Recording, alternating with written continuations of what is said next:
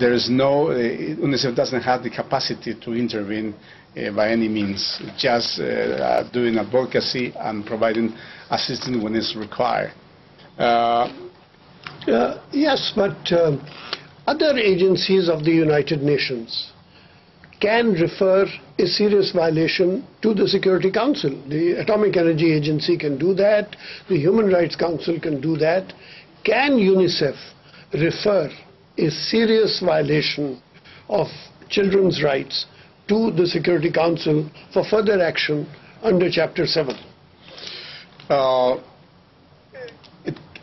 UNICEF cannot do directly, but could do in an indirect way, because through the executive board of UNICEF, situations could be put on the table.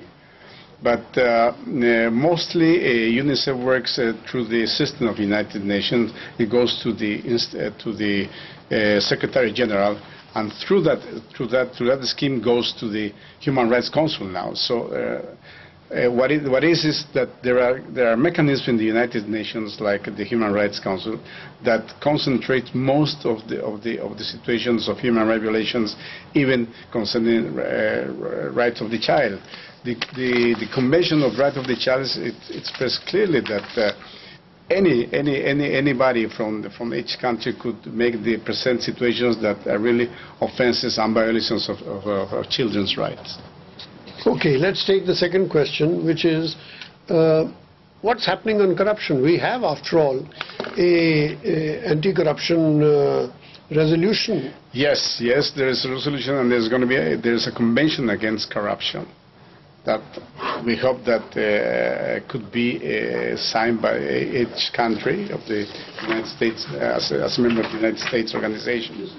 And I guess that will be a way in order to see closely what's going on in that matter in each country around the world. Let's go on to Montclair. Two questions from Montclair, please. I'm going to start you first and then... Yeah, sure. Hi, I'm Philippe Pierre-Paul from Montclair High School. And do you believe that child labor laws are the only enforceable, or do you have an effect in developed nations?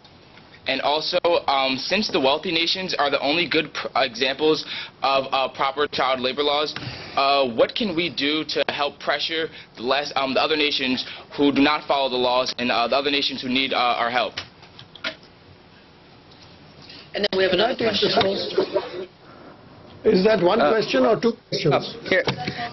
The second question. Hi, I'm Thomas Sabino Benos. My question is, how can we have a universal initiative on education when certain countries have, say, religious restrictions on things such as female education, such as in Taliban-era Afghanistan? Yeah. Can I take the first question first myself, with your permission? Please. The point is that almost all countries have got laws. The problem is not in the existence of laws. The problem is in the implementation of the laws. And that is where we run into very serious problems. You have laws, take my country, Pakistan, for example. You have strong laws in Pakistan about child labor. But there is nothing that you can do, because when families are poor, and they put their children out to work because they do need additional income to be brought in by all members, what do you do? Can you just put everybody in jail? In which case, they will have no income at all. And we had this problem in Thailand with child labor.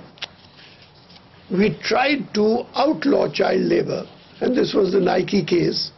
And the net result is that the income of families has fallen. How do you deal with this problem of the relationship between child labor and poverty? And so it is not so much a question of laws as it is for the implementation of the laws. Now, some countries, of course, do not even have laws, but the mere passage of a law, which is what we have been trying to do, is not going to create a better situation for the implementation of those laws. on this question only, what are your views? Well, let me share your point of view in that respect. Laws are there. It's, I think, is the lack of willing to fulfill those, or what the laws are saying. You know, when we talk about this situation, it's always related with the economical issue. Then it comes the chain of actions. What I mean with that? We say we go into there because our situation as a country, we doesn't have all the ways in order to provide good services to our childs. And then we say we are facing restrictions in our exportation of goods, for instance. We are fighting in the WTO, a free market that allowed that products could enter to the big markets. Restrictions are imposed severely, and then the possibilities to develop other alternatives are limited. So sometimes this sort of reality causes, it's one of the main causes of situations that most of the developing countries are facing now, in order to fulfill their own internal laws that were agreed in the international level. The willing of everybody is there, but when we have to land it, as we say in my country, then I will give you an example, very, very concrete example of what I want to say with this. When they ask us to eradicate the coca crops and put another product, like alternative product, like bananas, for instance, and we did that, we produced a lot of banana, and when we tried to put that banana in the market, all the markets were closed because there were high interests, high rates, etc., etc., and the competitiveness was absolutely lost. So what alternative do you have? You go back again to coca production in order to give some daily bread to your family.